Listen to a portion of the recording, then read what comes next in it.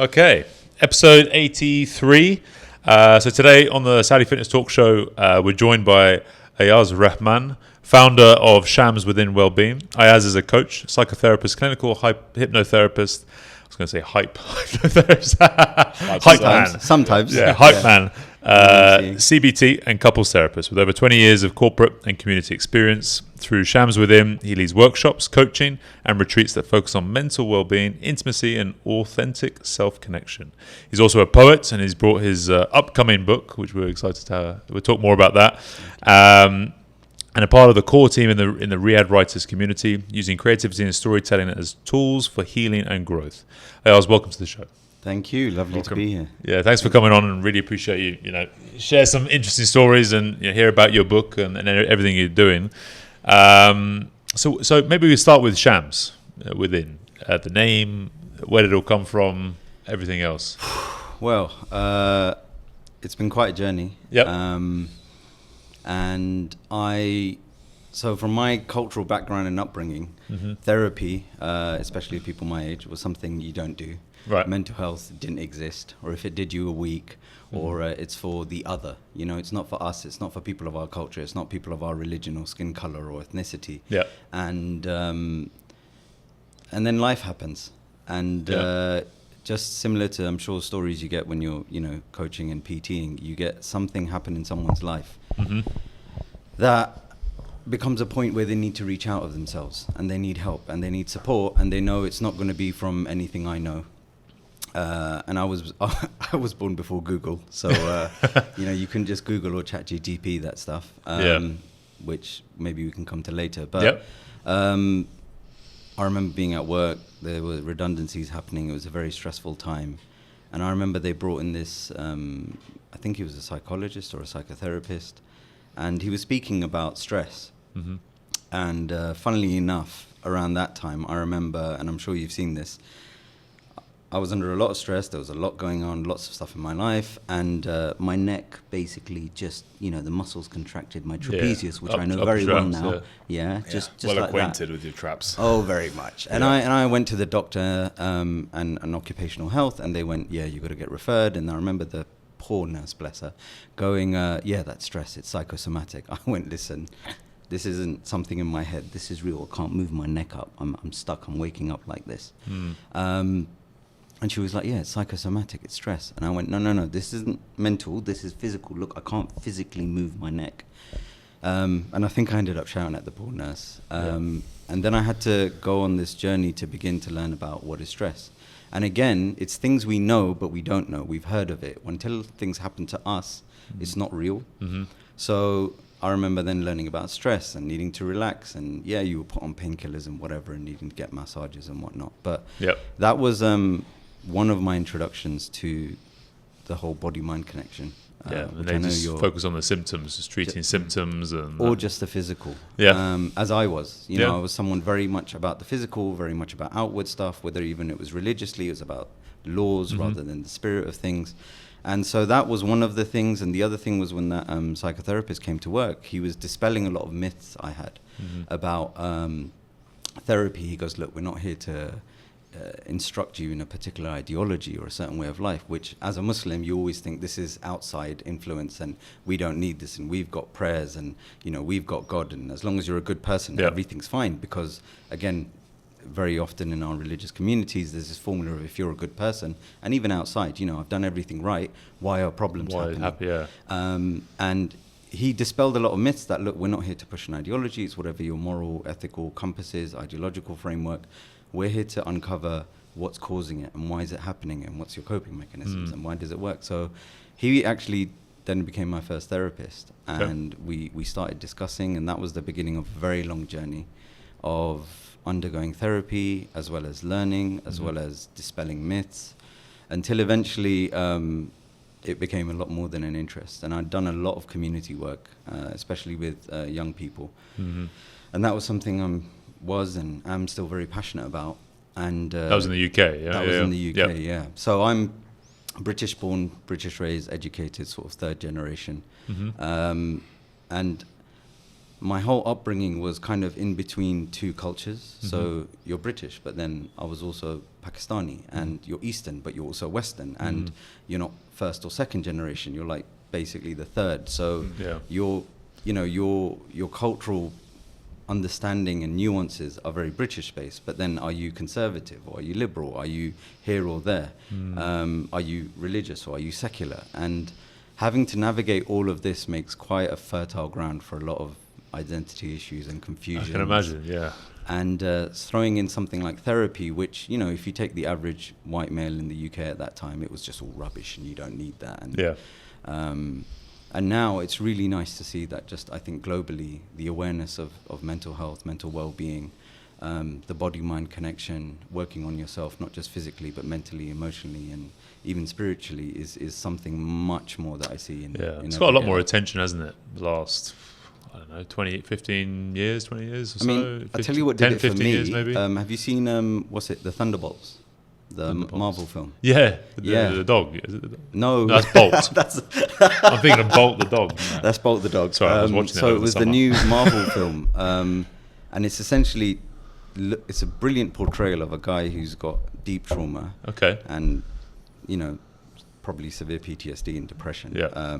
But it's a Marvel film. I mean, this is mainstream of mainstream, and it's talking about someone's mental well-being and their emotional health. And he's a lead character. And then the kind of, hopefully no spoilers, but at the end, the kind of awareness that it raises and understanding and compassion for that is quite profound. And you see it on podcasts, you see people talking about it, you see people discussing it, people sharing up about their own journey. And I think that's really, really important, especially for people like myself, especially for men, to have these spaces where that discussion does happen. And I remember even yourself, when we were having a chat and we met in the cafe, you said, you know, I'm a PT, but half the time I'm a therapist, because you're someone that people will open up to. You form a relationship with them, they feel safe. And I think those kinds of spaces have been somewhat relegated because of the huge changes in, you know, 2 or 3 generations, where we lived in communities and we had extended families and there were clear roles, and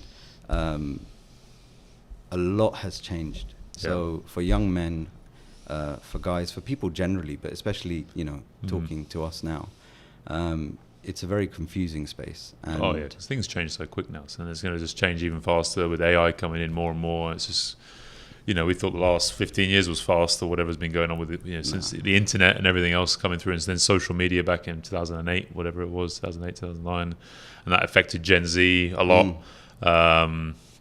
You know, now AI is coming in, so you think the next generation is going to be super affected by that, and you know, everyone's discussing it, isn't it? Because it is such a hot topic, and it's right in our faces.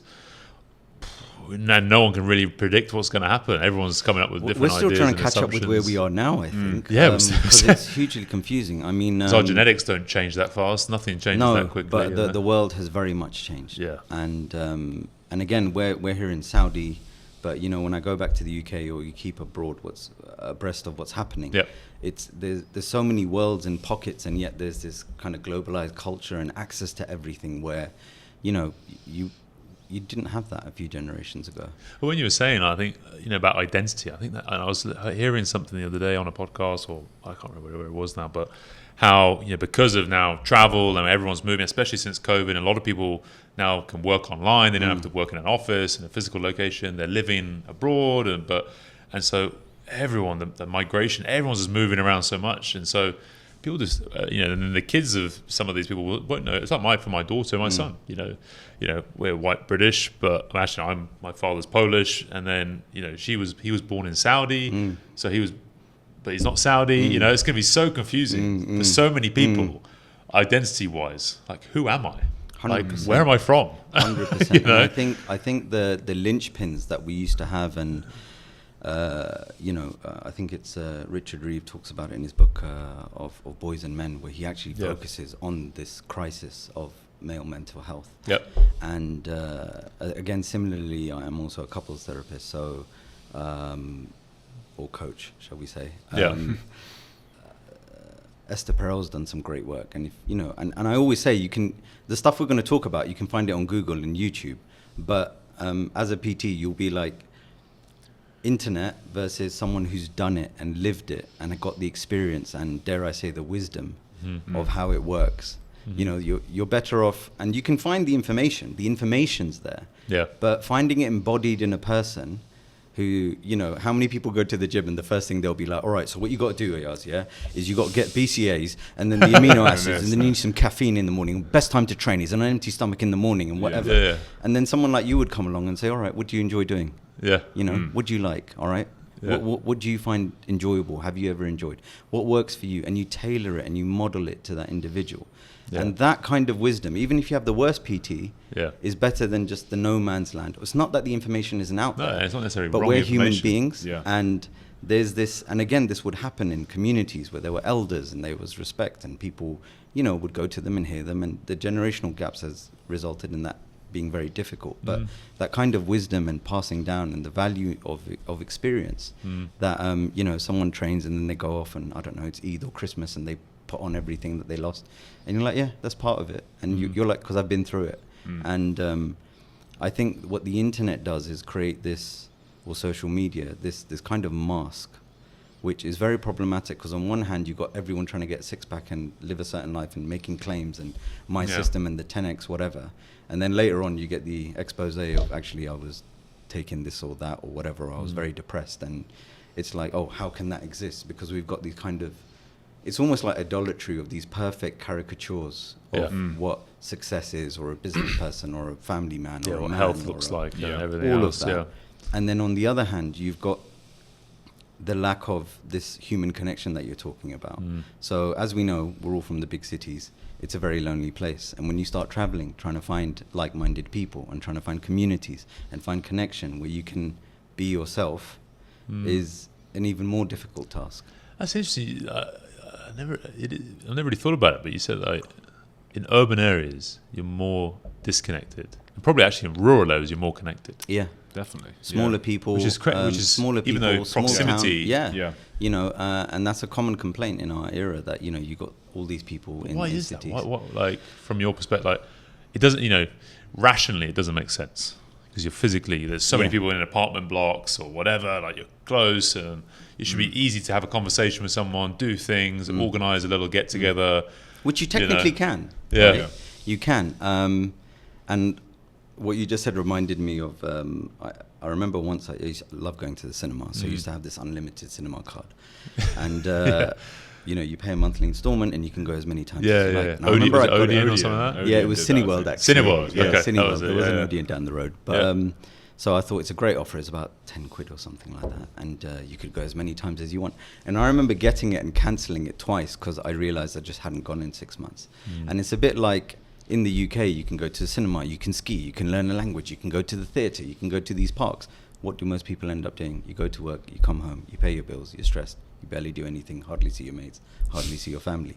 Post-COVID, everyone's got some sort of social anxiety where they, you know, if they do step out the house, you've got 2, max 4 hours, and then you can see people just want to retreat into a shell and they don't want to be around people. And one of the earliest things I learned when I was studying was we've got this kind of hyper independence now that's kind of lauded on social media that I'm a self-made person and I'm everything and I'm earning, you know, the 6 figures, blue eyes, all of that. And actually being human is not that you're completely independent or that you're wholly dependent. As humans, we're interdependent, which means we do need people, but then we also need a way to manage those relationships. And that's where, you know, things like boundaries and self-awareness comes in, and understanding and meeting different people in different cultures and realizing, you know, maybe shaking a hand in a, you know, European kiss is fine here, but not here. And I think that's where, you know, when you mentioned being an expat, I think one of the greatest things you can do for our personal development is travel, where everything that is right and wrong and good and bad in your mindset or your upbringing or your culture means nothing somewhere else. And realizing that, how do they relate? How do they engage? What's their set of values? And I think that's an incredible catalyst for growth. But definitely, research shows that I don't know. I remember reading I've got a lot of weird facts in my head, but I think we have 60% less human interactions. Not only that, our reliance on, people texting, or I've experienced it in my own life when I go back and I say, so-and-so's birthday, let's meet up. And I remember meeting my cousins and entire family every weekend. It's a very Asian brown thing. You meet all your family, all your cousins.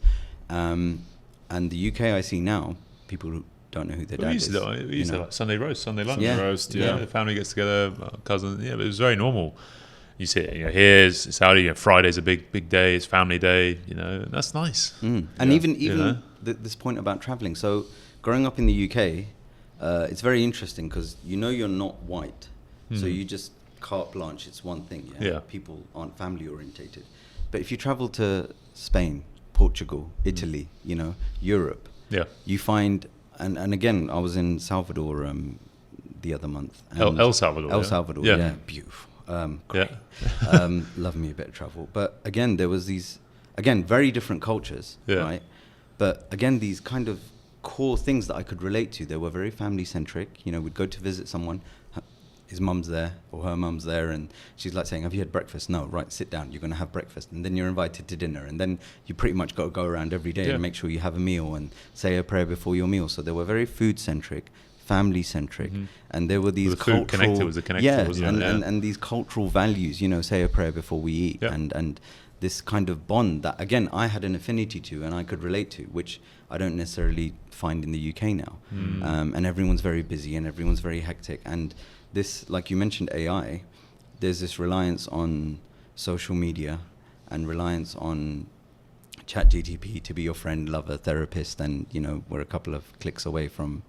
It's scary, isn't it? Because you can see it happening. Films like people and falling in love with but again, from my perspective, I get where it's coming from as well, because people are lonely. They are isolated, and when you put something into ChatGPT and you get these brilliant validating answers of, I can totally relate to that, and that's really whatever.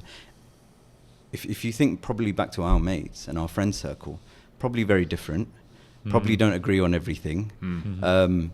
They'd probably put you in your place now and again, whenever you're out of line.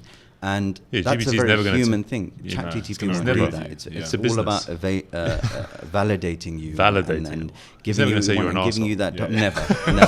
And my definition of a mate is someone who would openly do that to your face and be proud. And would actually go out of his way to call you an tell you. 100%. Right. And that's how you know who your mate is. I mean, like, again, maybe people don't get this, but like British culture, if you see two people and immediately someone's introducing someone and they just absolutely slag someone off, that's probably his best mate. That's right? Exactly what I do. 100% that's his best mate, and that's showing an intimacy and a bond, because human beings are messy and we're complicated and not all the bits fit, and we're still trying to figure bits out. But again, the way we used to live, where we had families, extended families and communities, and you'd see a lot of these people regularly. It's been replaced with, so in our culture, we have a saying that, everyone I know grew up with this, their parents saying, "Log kya kenge," which means, what will people say? Okay. What will people say? So and this always thing worried about what other people think. What people will say and the facade and the image and all of that. But if you think about it, we still have that, but it's changed. So before, it was these 50 people you're meeting every day. I mean, that's probably just my family, but 50 people, and then the 100, probably 1,000 outside that you're meeting regularly. And I remember growing up where I can't remember a birth, death, marriage, problem, catastrophe, or a happy occasion, funeral, you name it, where everyone doesn't turn up. And this was before WhatsApp groups. This was before, people used mobiles the way they do now.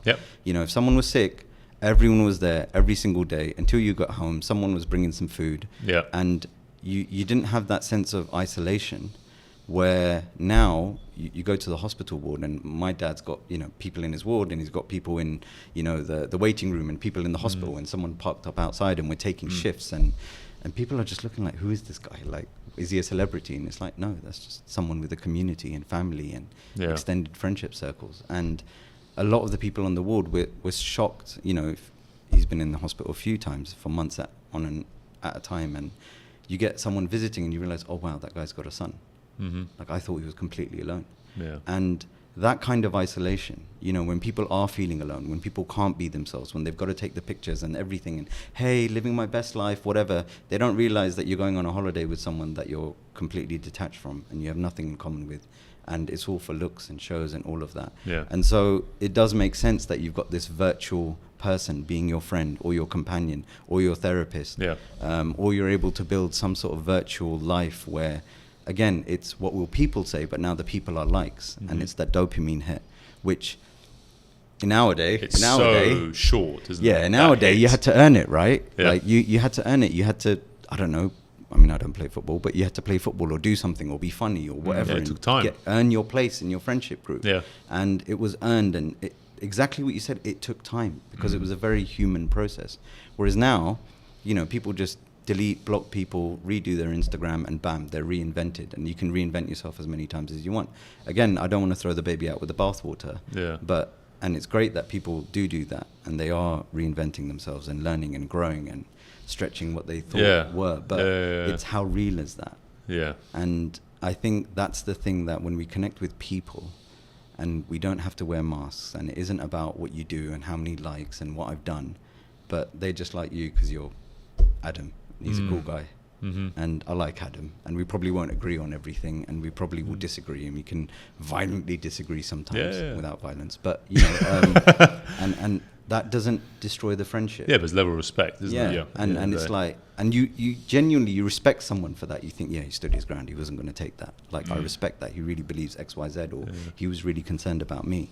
It's an attractive quality. An unattractive quality is when someone's always just flipping their, you know, oh, they believe this one minute, they say this and the other thing, and they're always just never, you know, even if you totally disagree with someone, as long as, you know, we generally as a human, we respect people who just stick with what they're, and sure, you can learn along the way, you change slightly, you learn things and you slightly adapt, like, say in fitness, you know, I used to do one thing, I used to train people a certain way, then I decided, oh, there's actually another way we can actually do this, as well as this, there's not just one way of doing things, but you still, like, it's you know, that those qualities of, you feel a lot of people now always, because they don't really know what they believe in or what their values are, and they're always just trying to mold to other people or just follow the trends that are there at the moment, you know, on social media. And those trends are, like you said, they come and go so quickly, whereas trends before, you know, you had 60s decor and then 70s and then the 80s or something like that, and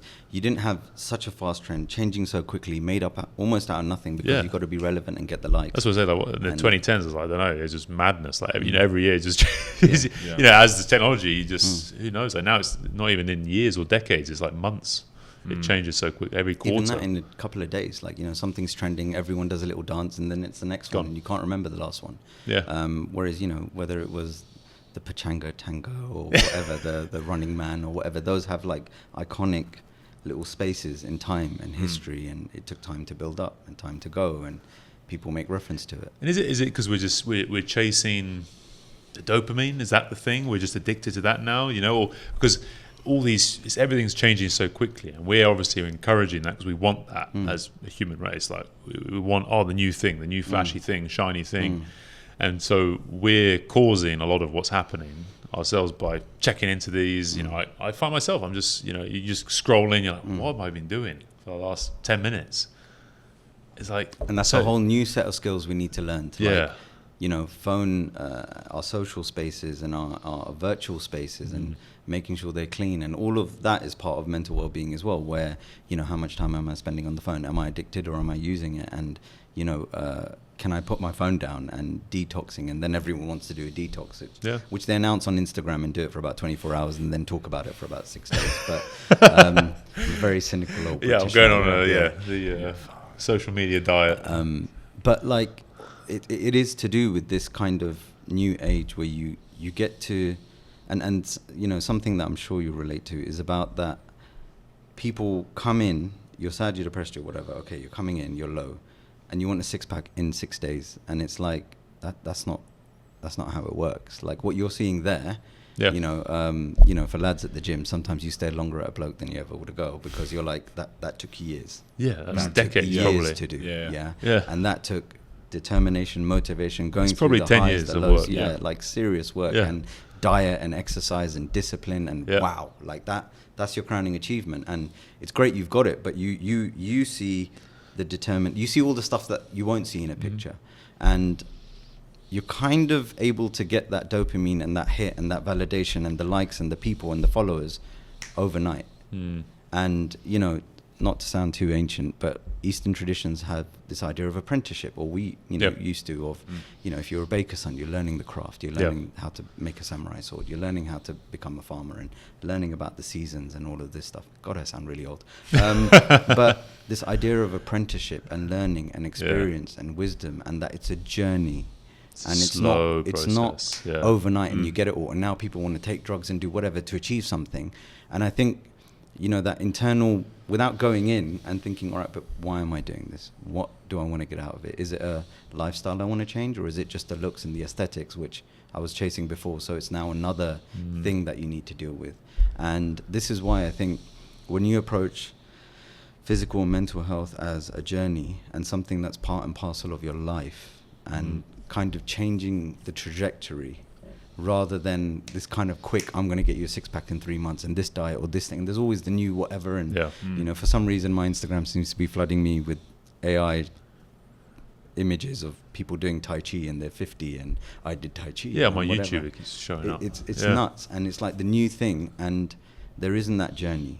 And it's about now getting results done, moving on to the next thing. Yeah. And with physical health, with mental health, with well-being, with yourself, it's not like that. And learning to step back and be much more, not only resilient, but compassionate to yourself, to others, to realizing, you know, maybe the guy was just having a bad day. I've had bad days. And you can show that grace and compassion and that understanding, which will come only when you look at yourself in a deeper way, in a more meaningful way.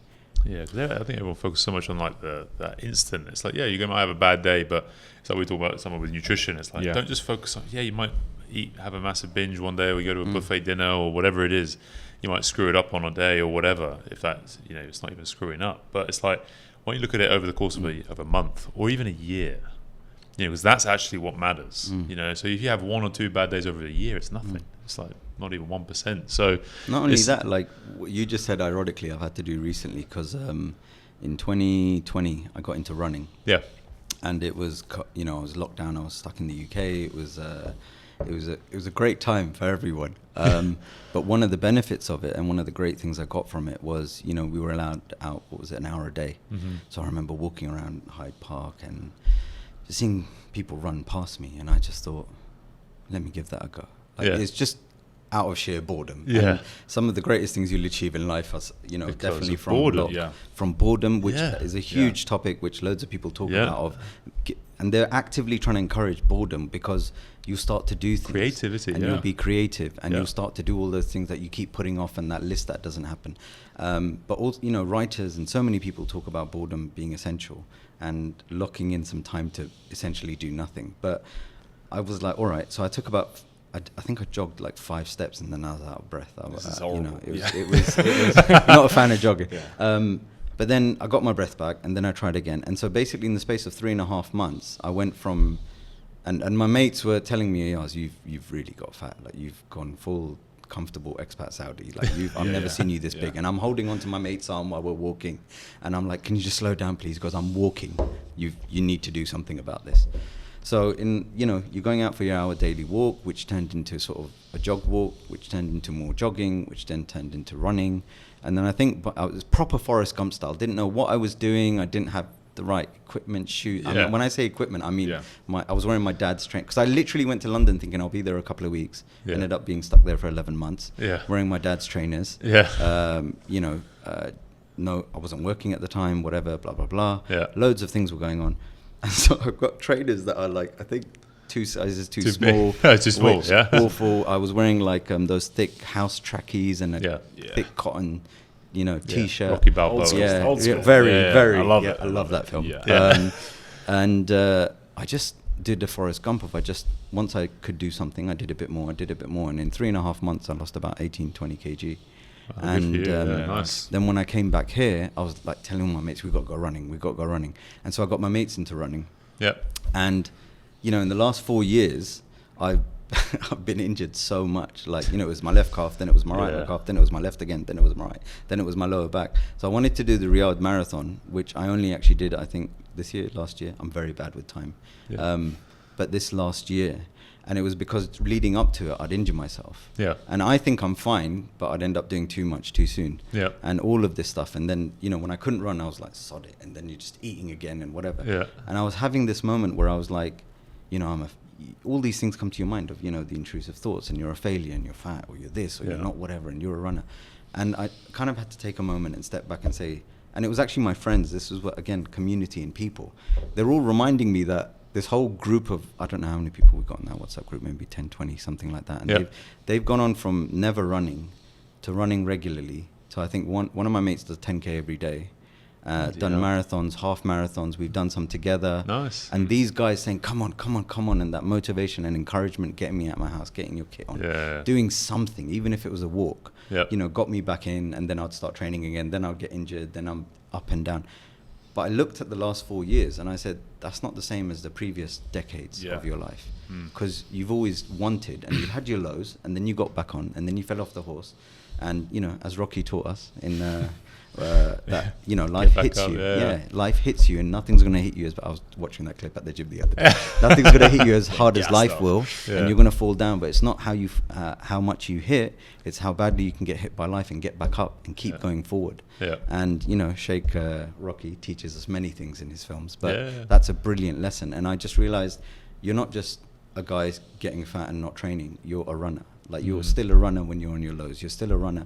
And I think that kind of attitude of changing your identity and saying, I am someone who's not only got all these people, and it's just such a brilliant, you know, you get out running again and your mates remind you, you know, you're the one who got me into running. You know, we did the marathon together. You know, we did that trail roll. Feels you know, good, we did to 8. Yeah. And you're like, really? I forget. Like I said, time and memory, not my forte. And it's amazing to have a community around you who encourage you, and, you know, you're posting your runs and any wins, and, you know, got back in the gym, and you're encouraging each other, and that positivity, you see your mates, accountability, motivation. I need to get out. And they push you a little bit, you know. And for me, it was actually learning to slow down, because as soon as I could do something, it's almost like it's negated, and I need to do the next thing. And it was actually my mate, who's a brilliant guy. He's just got this, he doesn't care. Like, he always says it in his Jamaican way. He will say, like, me not care. And I'll be like, no, if literally the entire marathon could be going, whatever pace he's going at, he's going to go at that pace. He doesn't care that he's lost. He just think, I'm here for the run, I'm going to do my run. And that kind of attitude where it's you against you, and learning to slow down. So I try and, like, go at his pace now, because you get less injuries. You know, you're running in zone 2, you're not going to get the injuries. No. You're not going to get all the drama that happens. The higher intensities, It's the higher intensities is when you think, I'm feeling good, the endorphins are there, and you push yourself. And just learning to dial it back and say, look, I want to run tomorrow. I want to run next week. I want to run next month. And these kinds of things are learned experience. So the same thing about, like we were talking about before, of going on that journey, that the lows were part of that journey. It's not just the highs.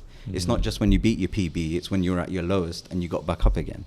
And also about that community, you know, when the great work you're doing of seeing 300 people come and get active. And I remember when you showed me the clips, and it was brilliant. Like, of all the things that made me, I shouldn't say fall in love with you, but, like, really made me appreciate what you're doing. Calm down. Don't get jealous, Tom. Don't get jealous. Oh my God, I'm going home. He's moving on. He said he looked at the clip, and, you know, you got 300 people there being active, and you're doing something hugely successful. And he said, look at how they're smiling. Look how happy they are. And that is beautiful, to think that, look, I know it was hard. I know you're slugging it out. I know there's heat, but you get a sense of happiness. And it's not just the endorphins, it's the achievement. It's the whole, you know, you find loads of podcasts talking about it, that going through difficulty and adversity and overcoming it. And, you know, you had Amin on, I'm sure he talked about it, but his running journey is incredibly inspiring. And for someone, and ironically, what can motivate you is when you're at your lowest and you think, sod it, I've got nothing to lose. And then you hit a PB and you're like, what? I've never done. And it could be running a half a kilometer, but you're like, I never thought I could do that. I never thought I could do that. And well, you did. I think there's a thing, isn't there? Like, it seems like more and more so, like, everyone wants to be happy all the time. Everyone wants to, like, be winning all the time. No one wants to ever experience any sort of loss or negativity or, but that's when you learn and grow the most. 100%. And you build, I remember like what Moses was talking about, if you're going to build the perfect human, you'd want them, some of the qualities you'd probably want them to have is like patience and, say resilience. But how do you build those qualities to be resilient? You've got to go through hard times and you've got to be patient. You've got to wait for things, not instant gratification. And, all those different, qualities we would look for in like a perfect human being, like brave, being brave. So it's like, well, how do I develop bravery? You've got to go do things you don't want to do. And that scare the hell out of you. Yeah. And you have to just do courage and all these like heroic 100%, qualities, 100%. You know what I mean? And that's actually. But now we don't want to go through anything. Exactly that. But that's why I have the kind of yin yang symbol, and that's like my symbol of Shams within, of like balancing that light and dark and hope and fear and all of those qualities. It's about finding that balance, and not in a kind of I'm always Zen way. And Psychotherapy 101. It's about you try and build those safe spaces. Why? So that you can slowly be unsafe in those spaces. You want to have that rapport with a client so that now you can talk about the things that they couldn't talk about. And I think poetry and creativity and fitness does that, where you've got your PT, you're saying, look, you're not going to break, I'm not going to let the weight drop on you, but we will push you, which you couldn't do alone. And that's again where that human connection, community and people around you and experience comes in, where you build that safety, and finally you then can articulate those things that you couldn't because you didn't feel safe. And where, again, Psych 101, everyone says it, that famous line of you got to get comfortable being uncomfortable, which is true in physical fitness, which is true in mental well-being, which is how do I deal with all this stuff inside me and all these feelings and all this stuff that I've got. You get comfortable being uncomfortable, that I'm sitting here. It's not, therapy isn't just like, oh, I saw him, it's brilliant, it's amazing, and the coach just fixed everything. And there are some things that work, and there are techniques and modalities, and there are quick wins, but a lot of it is, like you said, that slow progressive journey that you go on, where I've got 1, 2, 3, I've worked on 1, not too keen of 2 and 3, but maybe one day. I can't do that yet, but I'm aware of it. I can talk about it. I know how it comes out in me. I know why I get angry. I know why I avoid certain things. I know why certain things trigger me. And it's that slow journey of building yourself up, pushing yourself just a little bit and just a little bit more, and knowing that you have that safety net. You have people and community and someone who won't let the bubble drop on your neck. And if you look at people spotting, it's a brilliant example. Again, like I remember my friend actually told me this when I was in university. He goes, when I'm at the gym, he goes, it's mad. He just puts one finger on it and I can lift it. And if that doesn't tell you about the mind-body connection, spotting anyone should be able to spot anyone. And he goes, just when he puts that finger and he says, go on, you've got to do this last rep. He goes, I can do it. And this is again where that interdependence comes in, where we need people, but especially in our age, I think we need to. We can't just go back to the 18th century, and we need to kind of figure out how do we do that now, and how do we do that with the people we're around, and who am I, and what are my values, and what are like-minded people, and what is my community, and where do our values align, and where can we grow together, and where are the spaces where I'm not wanted, and I don't like, and I don't enjoy, and I don't necessarily need to people please them and be there all the time. And life again isn't so simple as again social media, where cut anyone out, do this, do that. I'm like, that's not really life. The dating scene, it seems to be, I don't know, but it seems to be harder, like it's, we're more connected than ever, but people find it harder than ever to... Your wife's been away for 2 months. Come on. No, she's back. She's back. Goodbye. It's so tough now. Don't have time for a podcast. I just hear, like something with like Noah, our friend, and like you just people you talk to, like it's not as many opportunities, or because people are working and tired or whatever it is. But pardon me, it's the dating scene just seems more complex. I mean, lots of people are talking about it, and in the other work I do, and loads of podcasts have talked about how if you go on dating apps, right, it's the elite 5% are getting 90% of people available to them, and the expectant kind of partner that you want is someone who's got this list as long as your arm and blah blah blah. Again, if you look at it from the paradigm of the socio-cultural changes that have happened in a couple of generations. You know, Yep. if you were in a small town, I mean, if a lot of people Relatively married their simple. cousin, Yeah, right? yeah. You just Yeah. married your cousin, yeah? And even if you look at the expectations on relationships, which a lot of people talk about, and I mentioned Esther Perel and lots of them, about, for example, if you think back to, you know, your grandparents' generation, you getting married, probably no one even asked you, and it wasn't that you necessarily objected, and you were happy in your job and marriage because, ironically, you never asked yourself, am I happy in my job or my marriage? Like my father's generation, Just got on with it. you can't imagine, like, I'm sure you can relate to this, right? Your dad went to work every day, slogged his guts out, did what he needed to do, paid the bills, came home, dinner, cup of tea, that's why I'm working. The idea of, I am working, I am paid, you know, I can cover my bills, we do get holidays, but I don't feel satisfied, and does it align with me, and is it who I truly am, and does my boss understand me, and do I feel... That whole conversation, if I had it with my dad, you know... Just smack you. It just... What are My you dad talking... would smack Just, me. what are you talking about? Yeah. Like, genuinely, what am I... I turn up, I'm respect... We What is this we know weird? how this Yeah. works. People are like, Because what are you that on about? system for them worked, Yeah. right? And, again, it's the changes in our lifestyle, it's changes in, you know... We're living better than the kings of the past used to live. You know, you That's turn what on I'm the tap, saying. you have a hot Because it's water, just a you can luxury deliver now, like, it. But we're that's so normal. spoiled, But that's basically. normal. We can And think so like, oh. navigating that is what's difficult, because now, are you happy is part of the metrics and KPIs in a relationship, in work.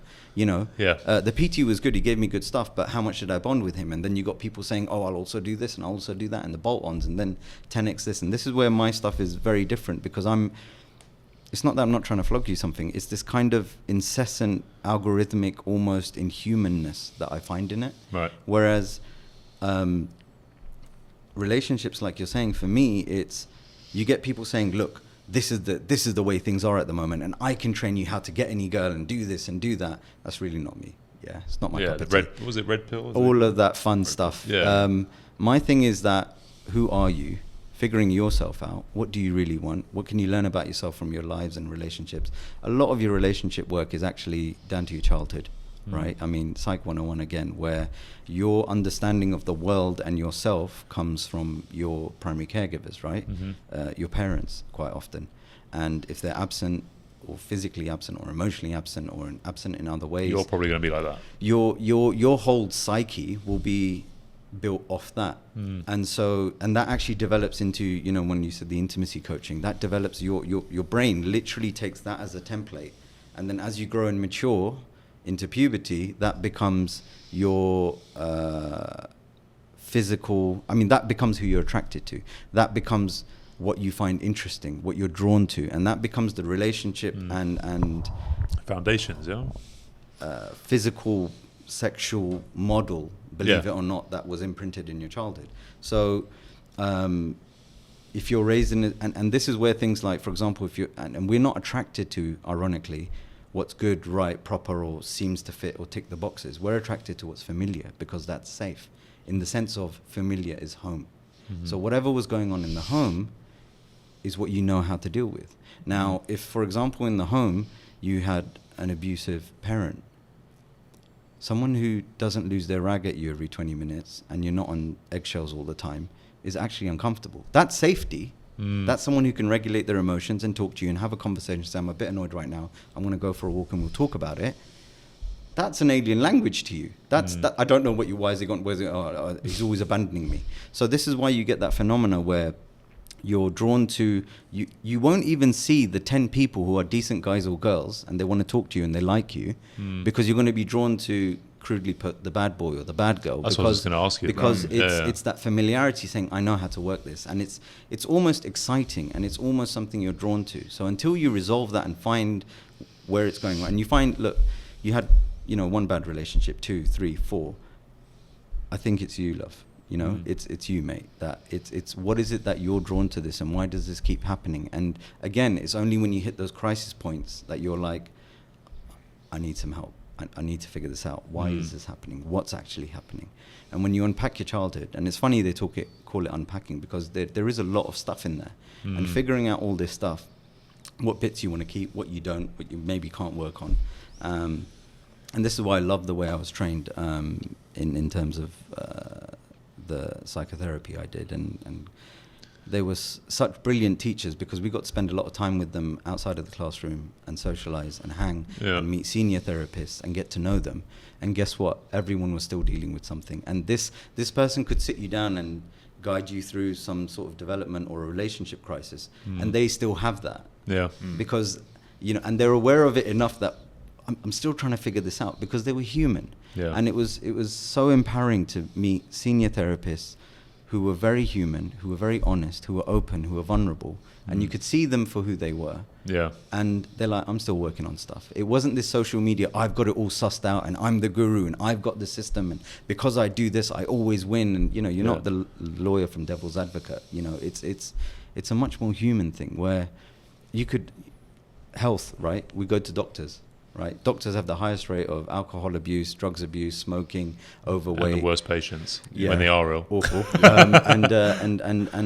But and this is something quite important to me, that I'm like, look, if we can see the bits you can't see, the emotional, mental well-being, similar to how we see physical and medical, at least on par with, will be somewhere. Because we're fine going to a doctor and knowing that he knows this stuff, can tell you how to live a healthy lifestyle, even if he isn't. And you see that as some sort of authority, right? And you'd never, if you met someone who was 45 and said, I've never been sick, I've never had a cold, I've never broken a bone, I've never had a rash, you'd be like, I think something's not wrong with him. I don't believe you. Like, that's not possible. That's not totally human. Unaware. But when it comes to emotional, I'm fine. I missed 2 days of work. Absolutely fine. 40 years. Yeah. And they were built like that, right? So just bury it all and get on with it, and then someone else will deal with it. And this is where a lot of the stuff, in my workshops, I talk about this, and we did one recently where if you don't have a choice of not dealing with your emotions. So if you don't deal with them, they're going to get expressed one way or another, right? And there's 3 main ways. One, it will come out in your body. So you see this all the time, like we talked about with stress. It will come out in your body, in your muscles, IBS, whatever, women, autoimmune diseases. Autoimmune diseases, especially all females. Of this stuff. It's going to come out in your body, or it will come out in your behavior. Right? So you might be avoidant, you might be this, you might be that. It will come out in some sort of way, or it will come out in... or all of them, it will come out in your relationships. And those people close to you, you might not know you're angry, but your partner and kids do. You might not know you have an anger management issue, your whole house does. When you come in through the door, there's a reason it's pin drop silence, and it's not because you're a great authoritarian caregiver, it's because everyone's scared of you. And it's very human to be completely unaware of that. And those issues, do you... Like you see, you're saying, back that previous generation, don't talk about it, this kind of thing. Do you have to deal with those problems directly? Or can you indirectly deal with them, let's say, by doing exercise, training, that kind of thing? So, let's understand say where this. I'm coming from. Yeah. So, let's think of it like this, that, and I'm sure you've experienced this, where someone comes in, right, they're overweight, they're sad, they're low, they might be depressed, they might have, classic thing, right, bloke. Depressed, sad, put on weight, break up. Comes in, starts coming to the gym. What do you see generally? Again, bell distribution curve. You see the improvement, you see the confidence, you see he's going out, he's talking to people, he's social again, he feels good about himself, he's going out with people. Nice, good. Self-worth going up. And the whole mind-body connection of endorphins and doing things regularly and working hard, all of that is great. But then you also see on the other flip side, someone who's got a six-pack and they're a model or models who think they're ugly, fitness trainers who've got a six-pack and they're like, I actually hate myself. And you're like, mate, if I had your body and they're sitting alone at home, you'd never wear a shirt. Yeah. Never wear a shirt. Dr. Manhattan. Yeah. Dr. Manhattan. All right. I'd be like, sorry, I no longer I don't wear t-shirts. I don't wear t-shirts anymore. But that's what our expectations is on the other side, right? But the model thinks she's ugly or doesn't have self-confidence or doesn't feel valued or whatever, or there's other stuff. The fitness trainer, similarly. The person who's a billionaire, how many people are lonely and isolated and don't have friends? And you're like, what, these guys? Lots of them do. And this kind of simple equation that we make when we're sitting on this side saying, if I just had that six-pack, I'll be fine. And I could put down this Yorkshire pasty, everything would be fine. And it's like, life's not like that. And this is, again, where there is those definite wins, where you can go to the gym, you can turn your life around, and people have. And again, my background is I studied biochemistry and microbiology, and I was very outward in the early part of my life. It was science or religious law, or it was all about, science and metrics. And then as I've got older, it's more become about the art and the metaphysics of things and the spirituality of things, where and both of them have a space, you know, and they merge quite beautifully, in my opinion, where, you know, you can work on the outward, but the inward still needs work, where you can work on your body, but then your mind also needs work. And there might be some things that the body can help with, and they also segmented where, you know, your body, your mind, your emotional stuff, your spiritual stuff, your cultural stuff, your nuances. You could have a six-pack. Doesn't mean you can travel anywhere and talk to anyone and not offend people. That's a whole different level of learning. So there is definitely a connection. And, you know, a lot of basic well-being advice is looking at your sleep, getting the right amount of sleep, making sure you have a sleep routine, waking up, diet, exercise, eating healthy, you know, being aware of what your triggers are and when you binge, and you know what, it's okay, have Christmas, have Eid, but then get back into it, have a plan, blah, blah, blah, make healthier choices, sunlight, you know, all of these things are huge. They're like and a lot of this stuff is simple and free, and yet why don't we do it? And that's where I think most of bit of the tinkering. To be healthy is free. Yeah. Most of it is. But then you can't make money off it, which is where like capitalism and consumerism and flogging your whatever. Got to sell you the band or the... Because I was thinking about like breath work. That's like a new thing coming in. What's your experience? Yeah. Experience with that. So a lot of the modalities I studied, I swear to God, it was like, bless her, my teacher was very patient with me because classes were very interesting. I was very vocal. And some of it was, she had to first sell me the science. Right. And I'm like, all right. So things like hypnotherapy, I'm like, all right, you got your body, you got your mind, and, you know, even what we're seeing each other right now, it's not, there's something physical, not to get philosophical, but it's all happening in your mind. And then you've got the conscious mind and subconscious mind, and 90% of who you are and what you do. Like, you know, very briefly, when you get up or you drive, so when you drive, that's a good example, Ayaz. So when you're learning to drive, it's a very conscious activity, right? And you're remembering, you know, like we did back in the day, the gear, the clutch, or whatever, manual into first, and, you know, just putting it in. And so everything's conscious. But once you've driven a little while, you're having a conversation, having an argument, you know, it's like not people on the road, whatever, or having those great long car journey voice notes that you do or whatever. You're not paying attention to driving anymore because all that work is still happening, but shifted from your conscious mind to your subconscious. You know, when you wake up and brush your teeth, and a lot of the things we do are subconscious. And a lot of the things that have happened to us and where it's stored and where it comes out from is in the subconscious. So I was like, okay. And then you see something like hypnotherapy and you're like, or somatic therapies, which are like working on the body. Yeah. And there was a very interesting demonstration when I was studying. I remember it was a technique you use where you'd say it's 12 steps, and you say 1, and you move into the first position that your body wants to move into. Yeah, exactly like that. I was like, all right, yeah, sure. I was there with my teacher going, yeah, sure, yeah, body, yeah, I get all of that, yeah, whatever, yeah, let's do this. And I remember she would move in a certain way. And I remember her famously saying, you like this because he's like you, he's your psychological twin. And I was like, whatever. And I remember, you know, if, for example, if someone looked away and you're people pleasing and that's your psyche, then you'll move to try and get their attention. And when someone closes their arms, you're opening your arms to try and say, I'm open, I'm here. Yeah. And seeing that played out visually, by the time I think we got halfway through, I was shouting at them and saying, don't do it, this, that, the other. And it's a very powerful technique, similar to a lot of the things you see, like, and this is one thing I love about psychotherapy, that it's in between a science and an art. Yeah. Where, you know, hypnotherapy was quackery at one point. Now it's the mainstream clinical NHS guidelines for quitting smoking, this, that, the other. EMDR was a load of quack at one 20 years ago, you know, and even psychotherapy itself. And it's evolving and it's growing, and you know, I like it. I like that it's kind of nestled between an art and a science, because even our science, you know, we were giving lead and mercury to kids at some point, and giving women who are pregnant smoking as a way of a healthier lifestyle, and and that was science. Relax. That was science. That was your doctors at one point. That was the science at the time. You know, and medical textbooks are rewritten quicker than you can imagine, and what we're learning about ourselves has grown so much. Yeah. So there is this element of science, but when you studied science, you realize it's what we know now, and that could all change. Or there could be another discovery or something other that takes the baseline, the carpet away from your feet, and it's actually this. Because breathwork seems, it's almost becoming like we did a session here. with Brendan, we had him on the podcast, and it was, yeah, I mean, as a form of, releasing trauma.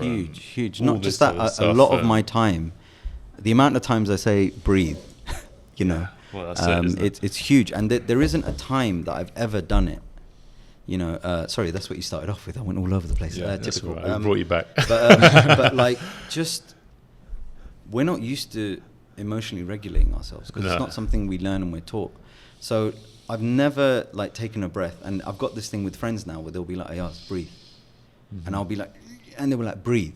And that's the cue instantly, for whatever. Yeah. And someone exactly that. Breathe. 3 breaths. I want to smack him. 5 Shut the I fuck. love it. I love it. Don't you Maybe tell that's me why to I'm breathe. getting hit by my wife. Yeah. But it's incredibly relax. powerful. Yeah, it's such a powerful technique. And I've done this with couples, I've done this with individuals, I've done it with mates, and I've had people do it to me. And this is, again, the beautiful way I was trained was I didn't just study the stuff. It was, I had to experience it, and again, with the whole physical and element, it's like, you can read about it, your long chain muscle fibers, and you're like, listen, lift the little one first. Let's get your form right. No, but I read that, lift the little one, do 5, and then we'll take it from there. And it's experiencing that of just taking a moment, taking a deep breath, and doing that slow exhale. And every single Instantly time, calms you down. you notice your shoulders drop. Yeah. You notice your jaw drops. You notice, I was always more anxious or more stressed than I realized. Yeah. And that's because we don't have those practices in place. Or even if we do, like if people pray 5 times a day, they're not connecting to it in that meaningful way. Again, it becomes tokenistic. Yep. And again, that's a big problem in the well-being sphere, where corporations are doing their well-being training and this, and make sure but the culture doesn't reflect it. It's tick boxy. It's not real. It's not genuine. It's not with hypnosis, hypnotherapy. I used to train a guy that was a researcher in hypnosis, and he has his own academy, I think, in the UK. Adam Eason, his name is, and he was a distance runner, like an ultra marathon runner. So he's written a few books as well, and he used to hypnotize himself, like self-hypnosis, to run these long distances. Have you have any experience in that? Or so once you learn how to do it, it's quite easy to hypnotize yourself. And hypnosis is, again, a lot of what I enjoy doing, which is why the workshops and all these things are, is I enjoy that kind of psycho-educational, real well-being bit, like you were saying, of get out there, do it, experience it. So let's not talk about meditation like in the retreats. For a lot of people, we're going to give it a go, because there's a whole meditation story I've got. But it was very much like, what's this rubbish, whatever. And then I was like, right, I'm going to do it. So me, Ayaz being Ayaz, Forrest Gump, I was like, right, I'll just go to a 10-day silent retreat where you meditate 10 hours a day to learn how to meditate, and you're not even allowed to make eye contact. So it's a bit of a thing of, I just throw myself in there. What was that experience like? That was wild. That was really, really interesting to sit still and just focus on your breathing. And this is a big thing about well-being. Of a lot of this stuff that we try and do is just about, whether you've got trauma, whether you're dealing with that, because trauma is essentially you're not in the present. Yeah. Right. So someone says "Oi," and you're responding to your dad when he shouted to you when you were 7 because you'd get beaten up, or blah blah blah, or whatever. Right. And just being able to be present really means being embodied. Being there in that moment. And this is what breath work does. This is where meditation comes in. This is where, hypnosis is just when you calm yourself down and you're in a relaxed state, and then your conscious mind kind of just chills a little bit. It's not that you can be made to do things you don't want to do or whatever. There's loads of myths about it. You can't be made to do things that you disagree with. They can't implant whatever. And yes, there's a lot of research done on sociology and stuff like that, selling things and smells and whatever. But generally, hypnosis is not where you make people do things they don't want to do and implant ideas. It's being relaxed so that your conscious mind, which is trying to fight something and analyze, is quietened. And then when your subconscious mind is speaking, you're really, because a lot of the things, like I said, we spend so much of our time in the subconscious. We're not aware of the associations. So we think, because your conscious mind is saying A plus B equals C, 1 plus 1 equals 2. Whereas in your mind, it's yellow plus 3 equals magenta. And you're like, what does that mean? Where did that come from? What are these things? But that's your driving force of some connection you've made. This is where phobias come in and stuff like that, where some association is made and then a fear. But for example, the phobia isn't of the actual thing. It's the connection. Previous experience or whatever. Yeah. So the subconscious is huge, but it's, as part of it, when you induce yourself into it's breathing, calming down, relaxing deeply, which again, these are skills that I think a lot of people don't have and we're not taught. No. And it's not taught in schools, and it's not, anywhere where they've introduced meditation or breathing or mindfulness work, you find there's less arguments, there's whatever. Even in couples work, in the middle of a heated debate, and this is, Gottman talks about it, it's one of the key problems in a relationship where you've got your, you've got your window of tolerance, right? Mm-hmm. Which is you, normal, happy, good. Not happy per se, but like it's where you're able to respond. You've got all your faculties, your mental, your physical, emotional, you've got your range, and life's a bit of that. Yeah. Then what ends up happening is when you go above that, you're in fight or flight. Yeah. So what ends up happening, your heart's beating faster, you're getting ready for literally fight or flight, right? You're not able to really do conflict resolution there, right? And the other is when you get low, you're shutting down. It's freeze or fawn responses where you're shutting down, you're in bed, you can't get out, you don't want to do anything. Yeah. And being aware of this allows you to then... freeze or fawn? Freeze or fawn, yeah. So freeze is literally where you're freezing. Freeze. Yeah, and fawn is where, what do you call it? Animal, ice age, drop dead.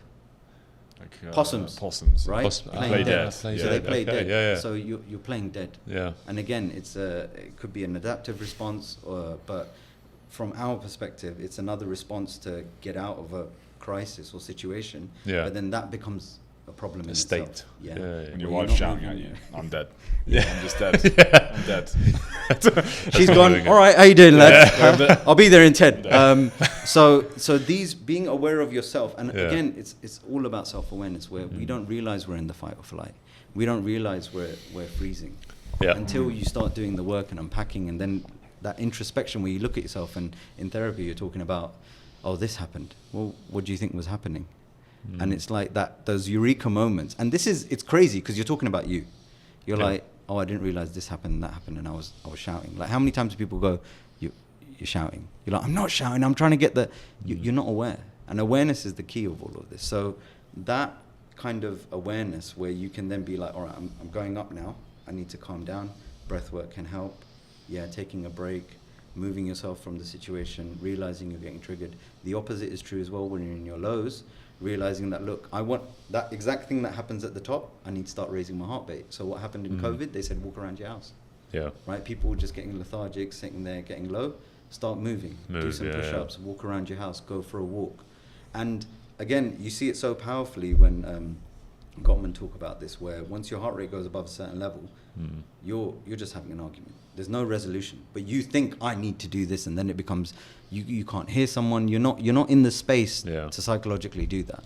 So by taking a moment and just saying, all right, breathe. Shall we all breathe? Mm-hmm. And taking those deep breaths, calming down, regulating your nervous system.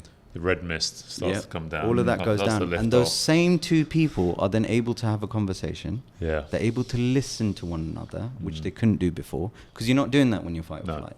Yeah. And you're able to, and then other techniques where, all right, it's not about you. What did he say? All right, he said 1, 2, 3. Have I understood that? Yeah, cool. And so you're able to do those techniques. When you've learned that, first of all, before all of this conflict resolution, I need to learn who I am and that I'm getting a bit worked up and I need to calm down. Meditation, that's self-awareness. I remember getting into Headspace. That app, Headspace. Mm-hmm. I remember doing that for like maybe 3-4 years, like every day, going through all the different programs. That helped me a lot initially, just maybe 10, 12 years ago, somewhere around that time. And just to really, in terms of self-awareness and how to, react to things, or kind of having that kind of helicopter view of yourself sometimes, and just being like, look at the situation, and having that objectivity of what's going on, and being able to go in and out of that. Also, obviously breath control, and trying to, how am I feeling right now? And just really that kind of, you start with, I feel like an itch on my neck, and then it builds from that sort of thing of awareness. Like, what am I currently feeling? Is it hot? Is it cold? I hear an airplane in the background, or whatever it is, and builds out to that. But I think meditation. I remember Arnold Schwarzenegger always said, like, he said about that was one of the things that helped change him. In terms of self-awareness. Following one of my mentors, he was another one. Like, do it for at least a year or so just to learn, and then you can apply it then to anything in your life. But you said you had a good meditation story. Well, it was that I kind of threw myself in there, and so I'm, doing this 1 hour sittings sometimes, and trying to. And this is the thing, when you've not done this stuff. And the other point I thought of when you were mentioning what you just said was, a lot of us don't know what okay feels like. We don't know what good feels like. We don't know what healthy feels like. We don't know what safety feels like. We don't know what calm feels like. And so it's quite scary embarking on that journey. And like I said, from my own experience, I'm sure you've seen this, where someone's like, I didn't know I could do that. I didn't know I could feel like this. Like I actually feel, when you start getting your diet and exercise, you start craving like a green smoothie. You're like, I've never craved one in my life. I didn't want to eat that. Like there was a time when I remember that I just needed donuts, and now I don't. Like or you do once, and you're like, I didn't feel good. Or you get a really, not hating, but you get a really greasy, oily curry, and you're like, I don't like how I felt after that. You feel still loving curries. Power to the people. But like, get especially when you start eating a bit cleaner for a bit, and then you go back to your eating body a donut. starts talking to you about things that it's not said before, and you're like, what is this? And I'm feeling like, or you get the gym itch, or you get the runner's itch, where you're like, it's been 3 days, I need to run. You're like, what is this? Like, I've never experienced this. And so one of the upsides of this is that when you do inculcate spaces, or especially within yourself or in a community where you're safe and you're heard, or you're seen, or you're healthy, or you feel good, and you adjust to that, now okay, this is what calm feels like, this is what good feels like, this is what support feels like. And again, it's this thing where we live in an age where, all right, you don't have the motivation, skill, whatever, you can go out and train for 20 years, or you can get a PT, or you can get a therapist, or you can join a community, or you can, and it's out there. It's out there, but taking that first step, the hardest, is the hardest step, meditation for me is like, it made me think about like my own emotions and everything I feel and all this stuff. The imagery he gave, what's the guy who did the Hidicum or something like this, Andrew, the guy who created Headspace, the app. And he, like all these things are passing. Everything's moving. It's never stagnant. It never stops. So whatever you're feeling like, whatever's happening in your life, whatever you're going through, it keeps moving. Like a river, water in a river keeps moving downstream. And so you feel it right now, but it's not going to be like that forever. I think nothing's ever stagnant and still. So you may feel sad and happy, and it's okay to have those emotions. You have your ups, your downs, like you said. It's just part of living, isn't it? This too shall pass, right? Yeah. You know the story behind that? No. So it's said that Solomon the king, the prophet, he wanted a phrase carved on a ring or on when he entered his room, and he told his wise sages that I want a phrase that when I'm ecstatic or happy, it kind of brings me down. Yes, when I'm low, the opposite. It kind of picks me up, basically. Yeah. Very badly paraphrased. But and so the phrase they came up with was, this too shall pass. Yeah. And it's to show you exactly what you said, the transient nature of this. But what came to me when you said that was, like I said, starting off more exoteric and about physical science, this, that, the other, and now being more drawn to arts is when you look at it from the outward angle, whether it's religious philosophies or thoughts or science, there's kind of like a clash in this system versus that system. When you get to more esoteric philosophies or understandings, where it's more about meaning and depth and philosophy, you find similar things echoed all around the world throughout the ages. This issue of things being transient, of not getting caught up in the moment, of just being present where you are, of you have everything you need, and it gives you that resolution of it's your attachment to things, So from a spiritual perspective, people would say it's attachment, you know, and the meanings we make, and realizing that's where all this stuff is happening, in the internal meanings that we're making.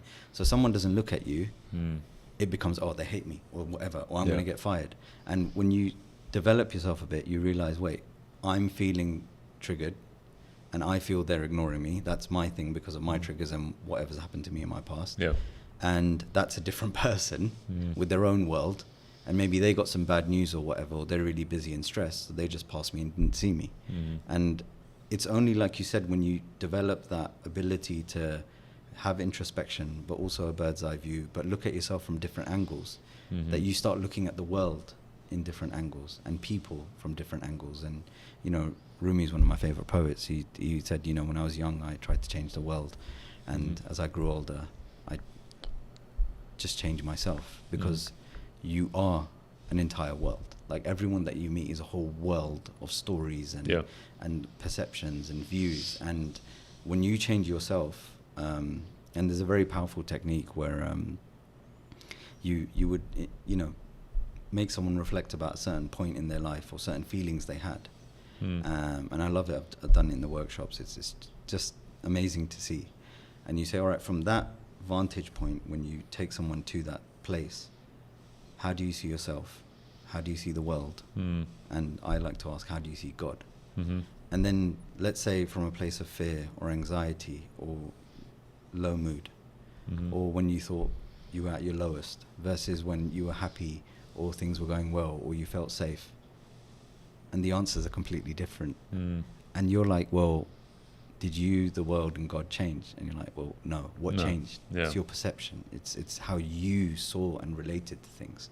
And this is where there's a huge amount of work to be done. Because when you can catch these traps and realizations, you can realize, oh, it's not this thing, what it means to me. And that's kind of how you give power to things. And this is why, you know, early on, I think in people's journeys, it's all about they said and they did and, you know, pointing fingers. Whereas I think a bit later, it's about, all right, why am I doing this? Why am I reacting that? Yeah, the boss was or whatever, but why did I lose my cool and smash my keyboard? Like, is that guaranteeing me a promotion or what? Like, or what's going on? And not everyone will react like that. And even you will not always react like that, depending on how you perceive it and the work you've done. So maybe go into your workshops and what you're doing with all the writing and open mics. I'm part of this great community I found, and like I said, one of the things about being an expat is finding like-minded people. And one of the great things I think at the moment, I've been in Saudi 8 years. So I've seen it go through the changes, and one of the great things is all these communities popping up. So I'm part of Riyadh Writers, which is a creative collective or community hub. And their kind of central tenets are writing, creativity. For the everyday creative, it's not about being a superstar, it's about everyone can enjoy writing and reading and creative pursuits. And one of the big pillars is well-being. And the founder, Lubna Ahmed, is very passionate about, I mean, she's a bookaholic, and very passionate about writing, but really sees it as something cathartic and something that can bring people together and to witness each other and to understand each other. And so well-being was a big part. So when I got involved, it was like, oh, great, you're a therapist, you're a coach, we want to do stuff. And so for me, workshops is really, I always say they're educational, entertaining, and engaging. They're not these kind of static things. They look fun. They're you know, everyone gets involved, people open up, and the constant feedback I've had, which, you know, being a coach and therapist, it's really validating and nice to hear. Whether I'm hosting and doing an MC and an open mic, so we do lots of different events like open mic, where you can come do a poem, read a short piece, some music, sing a song, you can dance. Or we have workshops, or, you know, if we just sometimes have socials and get-togethers, or we do different people do different workshops, and I do the well-being workshops. And the constant feedback we get, even take something like an open mic. People said, I remember our first open mic, and I'd done this kind of stuff in the UK, so I was like, look, I got this, I'll deal with it. She was like, are you sure? We did it. And it was amazing, because I think we had about less than 10 people sign up in the beginning to perform or do or share something. And by the end, I think we had 25 or something like that, because people came and everyone said they felt so safe, that this was a safe space where the way, the energy in the room and the way everyone was, it was like everyone's getting clapped, everyone's getting praised, and people are sharing different things. And it wasn't about a performance, it was about just genuinely sharing yourself for a minute. So you can stand on stage and be Beyonce or Celine Dion, but it was about sharing yourself and your having art. A mic to talk. And throughout the process, you see people open up and you see people share, and it might be a poem about grief or it might be something else. And using creative tools, whether it's writing and different forms of writing and different tools in writing, and coupling that with a kind of psychoeducational element is something I'm really passionate about. So, and me being me, I kind of bring my flavor to it. So it's like fun and engaging and funny and silly and dynamic, and that's how I like to do things. So it's really fun doing them, and it's just brilliant to get the feedback afterwards where people are like, you know, this is the first time I dealt with whatever, or I said whatever, or I shared whatever, or I was able to write or say this, and for other people to hold space for people, which is kind of the antithesis of what you're talking about in terms of social media, where I'm turning up as me, not, hi, this is me,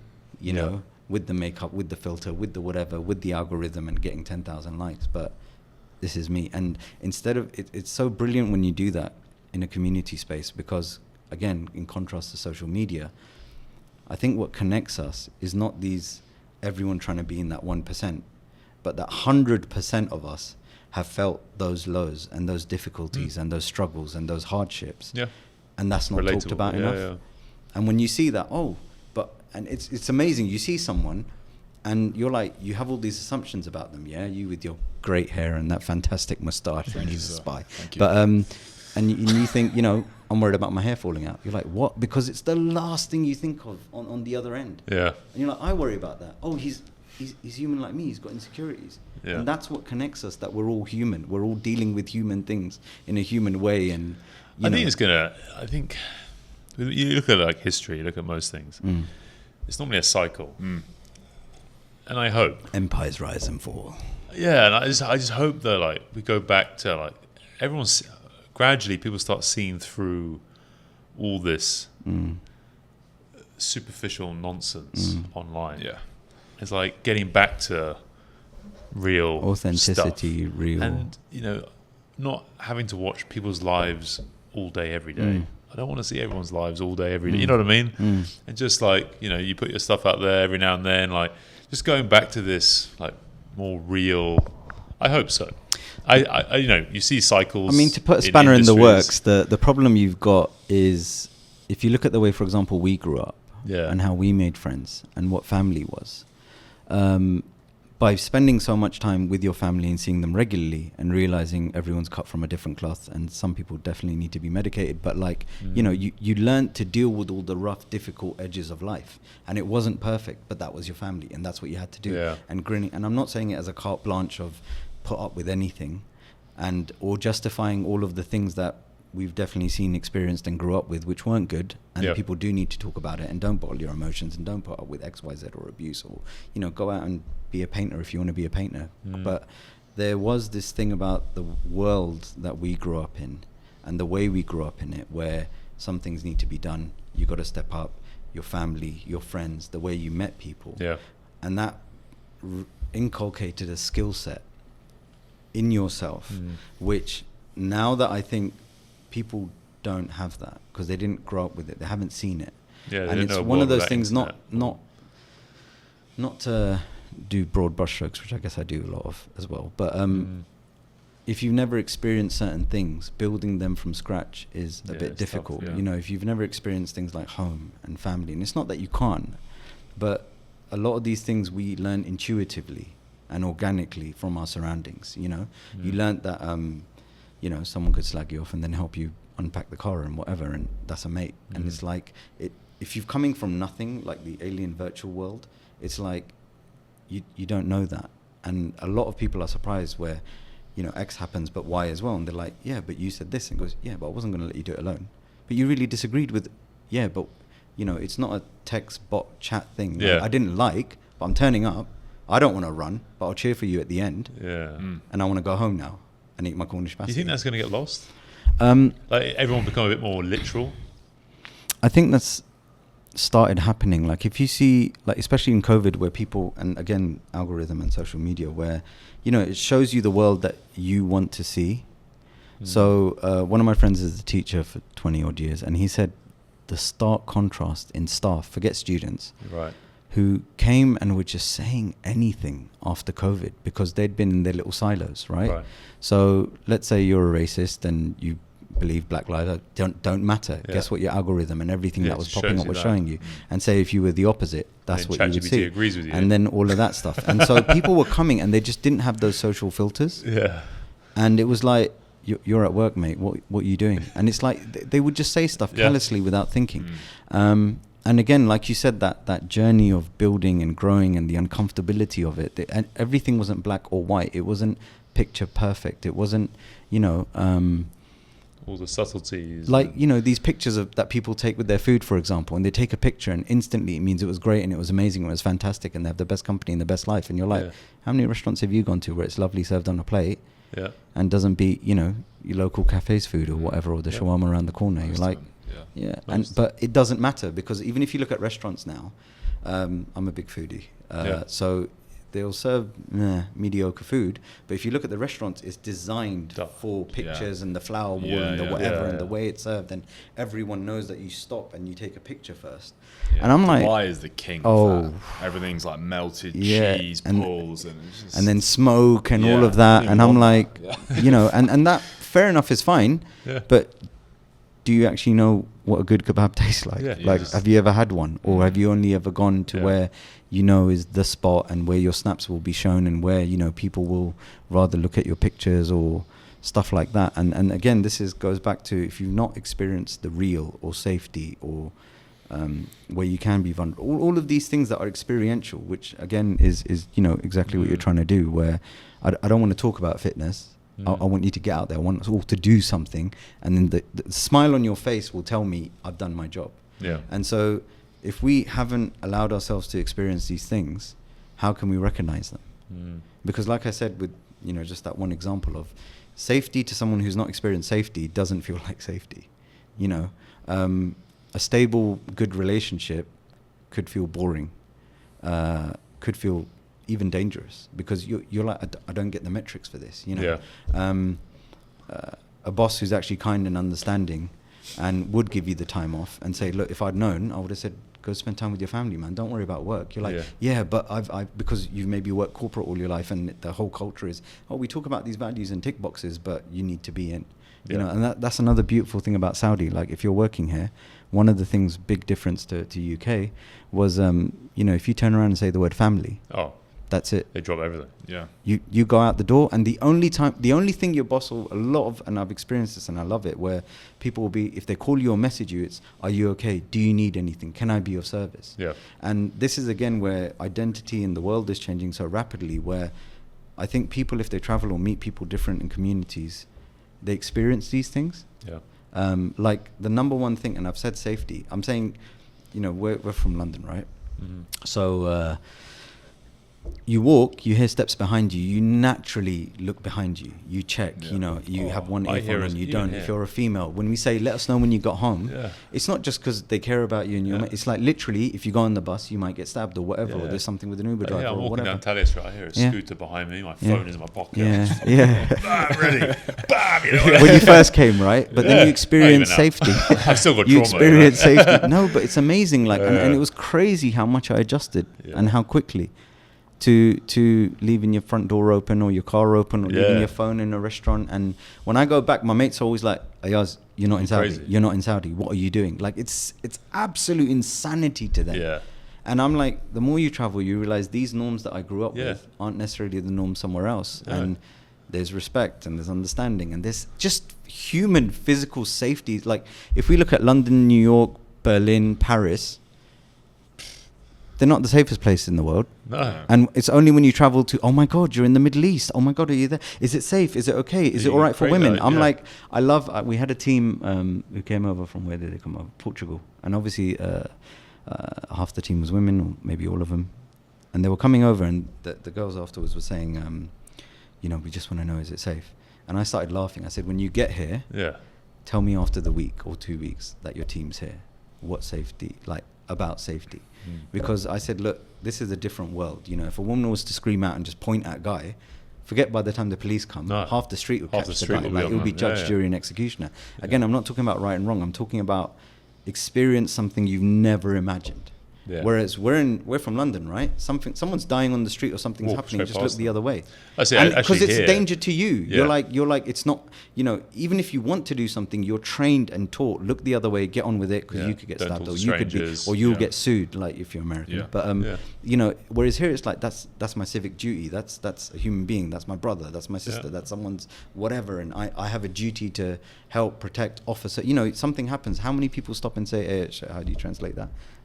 Can I be of service? Can I help you? Do you need anything?" There's a lot more like people on the street. Like the other day, me and Annie came out of a cafe. Literally, a guy was on the street, and there was probably like diabetic or something like that.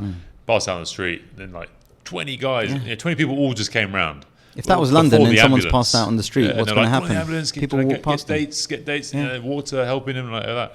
In England, people just walk straight past you. 100%. And that's a great example of what I was talking about. Victoria Station. 100%. The lady just passed out. I went in and helped her. You're ingrained to not do something because either something could happen or danger, or the guy will turn around and something like that's what you're trained and taught, and that's what you see happening, and that's what you experience, right? And everyone's got a mate who's been stabbed, or this happened, or that happened, and the stories are real because they're from within your circle. Yeah. Whereas when you experience safety, and it's only when you go back do you realize, what the heck? Like I've either forgotten, and I'm getting lambasted by my friends to check and take my keys and my phone and this and my kids or whatever. Yeah. But it's only when you've experienced safety you realize, oh wait, I'm on edge. Yeah. Like I'm why am I always on edge? I've just used the public transport and gone somewhere, but I'm looking around and I'm this, or you learn to check behind your shoulder again and you realize, whoa, I haven't been doing that for X amount of time. Yeah. And again, it's that experience of when you experience good and positive and healthy and safety, and then you go back, you realize, and this is a huge moment for anyone on any journey, where you go back to kind of where you came from and you realize, oh wow, that was me. Yeah, when the outside looking in again. Like that was me. Like I would have sat down and killed, 12 Dunkin' Donuts, or I would have done this, or I would have been low and done that, instead of thinking, I'm going to go burn this off at the gym. It's environments, isn't it? I wrote about it the other day on LinkedIn. Like you are the average of the 5 people you spend the most time with, or even the environments you spend the most time in. Whatever it is, the people you're listening to, because you're absorbing all this, even your environment. So if you're always spending your time in England, or in London, North Harrow, or wherever it is, North Harrow, it's shout out to everyone in North Harrow. That's what maybe, and you've never left there. That's what you think the world is like. Yeah. Now we have phones and all this sort of stuff, but it's especially when I moved here. It's and you're from looking back in again, and I talk, and now you talk to my parents, and these other things. You're like, wow, like. You guys are so in a bubble. Yeah. And that's the thing, you're a goldfish and you don't know you're a goldfish. And especially I think one of the things, like I said, growing up in different cultures and different pockets, it's like you're taught you're the epitome of civilization. Yeah. And travels have very much taught me there's a big ocean out there. That's huge, and there's a lot of stuff to experience, and a lot of it is overwhelmingly positive and beautiful. Yeah, that's why travel, I think, is one of the best learning tools, isn't it? Because you really come to realize, actually, like, we've got more in common than we have not in common. You know what I mean? It doesn't need like to be I said, 100%. I could really connect with food centric, family centric. The whole family's that I know this. Yeah. I get this. Yeah. And it's sad to see that. Like that. Yeah, it's not something that's common in the UK, and I hope it moves back around somehow.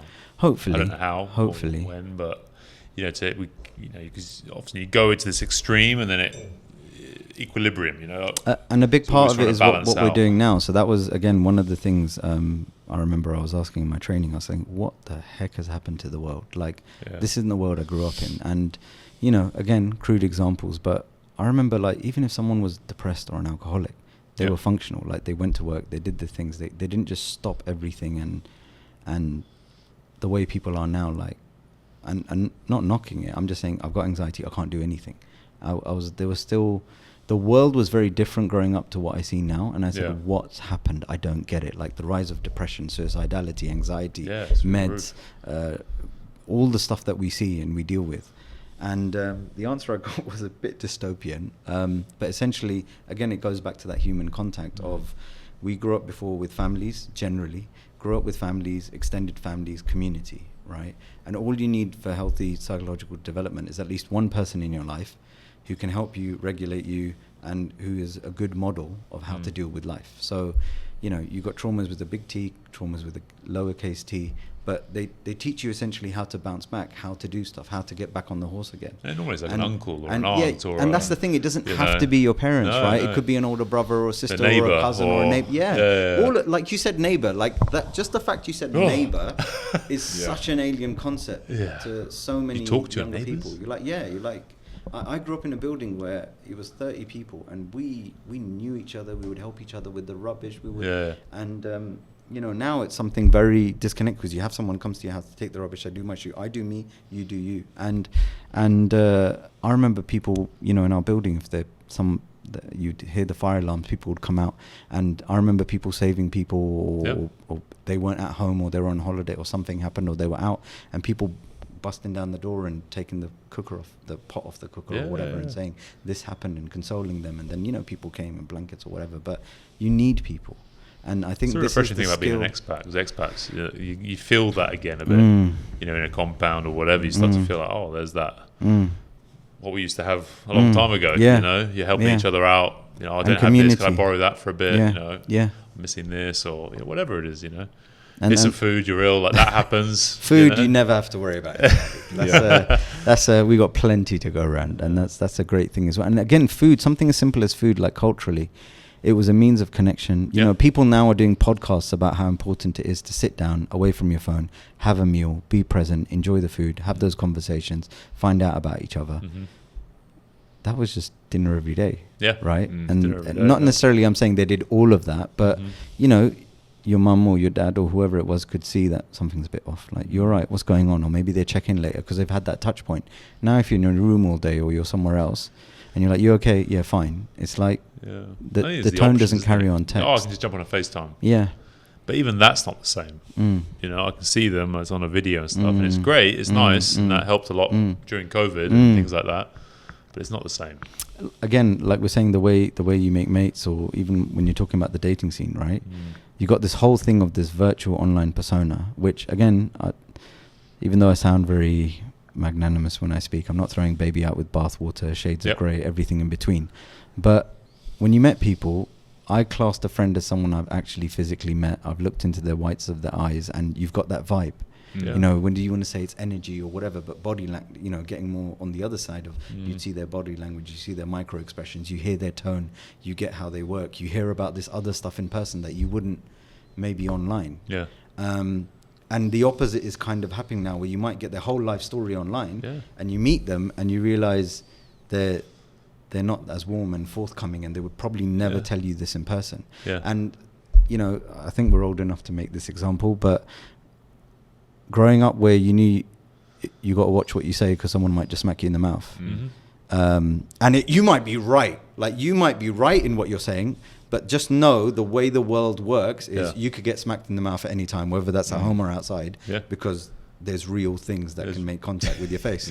Whereas now, keyboard warriors and trolls, and you're saying stuff. And this actually happened to me the other day. I was on my socials, and they have reaction videos, which I've just can't get my head around. I'm clearly too old. Reaction. And I just said something like, I don't know why the video was really interesting, and there was someone who was doing a reaction to it, and I just reposted it and I said, this is really deep and interesting, I like it, whatever, but I don't know why this silly reaction person is making these reactions. And they had their Instagram set up so that they get a notification or something, and they said you could Google or you could YouTube the actual original link without having to see my quote-unquote silly reaction, whatever I said. And I immediately went, oh my good God, I'm so sorry. I would never have said, I didn't realize, I said it's this virtual space where even myself, I'm like, I'm just saying something into the ether. I'm like, look, that's a person. And I would never have said that in person. Not that I don't think it per se, but I can think something in my head and just think, I don't need to say everything I'm thinking, and I can be polite, and that's a person, and I don't want to offend them, and I don't. It does, and that's, and we had a lovely exchange, and then they ended up posting all my responses and saying, look, this is, and I said, look, I'm really sorry, I apologize, I would never have done that in person. I really like the video, I'm really glad, and I really like how you didn't just lay into me, you just politely said something, but I could also tell it hurt you. I apologize, and then you're besties. And again, this was something that I think is a bit more real worldly, where you'd have a fight with someone and then you become mates, or you start off grumbling, the classic romance of, you know, she didn't look at me. Yeah, you remind me of that. I was watching something on YouTube. It was like what all these remote workers, nomads in Bali, and it was like, the thing was like a guy interviewing loads of people saying, well, what do you do for work, like in Bali? Because there's all these people there working, and like he was finding out what they do, and he interviewed these two guys, young guys, 21 years old each of them, and they have a business together, and they're doing that's not irrelevant, but they had been business partners for like 2 years, and they've never even met each other. And they met each other just now for the first time. They've signed contracts. They've done all this stuff, all virtual. Yeah. Never met each other. Yeah. My cousins are like that. They're on totally different sides of the world.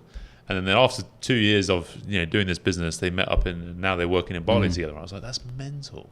But again, this is the world we're living in, where I've even done that, where I've got people online that I've met and I forget that I haven't met them physically. Yeah. And obviously they might come, Medina or Makkah, and they'll be like, oh yeah, let's meet up. Yeah, and I forget, and they'll be like, this is the first, and I'm very, like, when you see me on social media or talking, I don't have the greatest ability to mask or be other than the way I am. Yeah. So, if I'm talking to you, it's a very Ayaz thing. I'm just me. Yeah. I've got a bit better and learned to be professional, but I'm just being me, and then they'll be like, yeah, you are the way you talk, but and most people don't do that. Yeah. But I'll just forget, and I've experienced that as well because of how we make connections and meet people now, and it's surreal. Like, see like this podcast, I struggle with short form content. Yeah. I don't mind doing I can do long form. I feel you. Yeah. Doing short form, like a 30-second video about something, even stuff I know a lot about, I just struggle. I get shouted a lot about that. Yeah, Todd shouts at me. Yeah. I just keep talking and talking. Yeah. But when it comes to short, I really struggle. Like you put a camera in front, like here, you got two cameras, I'm all right. You put one camera just in front of me, short form, I'm like. But that's also another element of the problem you're describing. When you've got to get something into 30 seconds in 1 minute. Yeah. And it needs to be punchy and catchy. I get it. Don't get me wrong. I get it. And I've got to do it as well. And we've got to be online and all of that. And I just struggle with it. Yeah. But the reductionism that happens and walking away thinking that's it. It's like, listen, I've condensed 20 years of my life into 10 minutes, 5 minutes, one punchy thing, the one lesson. But that's not how I learned that lesson. And it's important for you to know I went on this journey. Yeah. And that's the lesson. So I'll tell you the lesson at the end, because you get that when you get low, you go to the gym. I need to also tell you that I didn't, and I messed up, and that was part of the journey. And I now I do it because I've done this, and you're gonna feel that, but I can't tell you that. And now it's a minute and a half. It's too long. It's that's how. That's how we are with life. And we're chasing these quick whatever. Got to be like this. Got to be like that. Like I said, the metrics of relationships, a while ago, you didn't even question if you were happy, but it was all of life. It was the good, the bad, the sad, in sickness and in health and all of that. And now it's like, it's not meeting these KPIs. Yeah. And yet at the same time, we're still very human, and we want someone to deal with all of our lows and all of our whatever. But again, we maybe don't have the patience or the tools, or now even the attention span. And that's funny because, everyone thinks they have ADHD, for example. And it's funny because not everyone has ADHD, but a lot of the problems that a lot of people are struggling with are those very same things because of social media and life and just how life is lifing, where, you don't watch something for a long time. You speed stuff up. Yeah. You just Google, you don't read a book. No. You just see the quick abridged whatever, or the quick chat GPT summary or whatever. Then you have all these Away and all these that summarized. And there was something in minutes. Reading books. Like, I mean, I love good writing, and again, it's great. People are self-published. I'm trying to publish, but writing was a certain skill, and when you did read a book, you got the certain privilege of the author because there was a certain class to it, for want of a better word. Yeah. And now anyone can say anything about anything, which is great on some respects, and other respects it's like I read stuff and I'm like, you don't know how to write. Like you don't. When you write a formal letter or an email or you can write books in a couple of days now with all the AI. There's AI writing apps, isn't there? And write books for you in minutes. Anyway, about your book.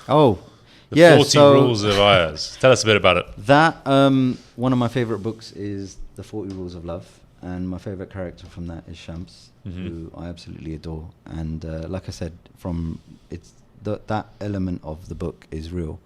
that, you know, Rumi's teacher was Shamsuddin Tabrizi, and he's one of the most prolific, famous poets that we have. And a lot of my own personal journey, as well as in poetry, as well as in what I try and do with my work, is this idea. Shams means the sun, and a lot of us don't. And the tagline of my consultancy is "You are the light you seek," because essentially you have everything inside you that you need.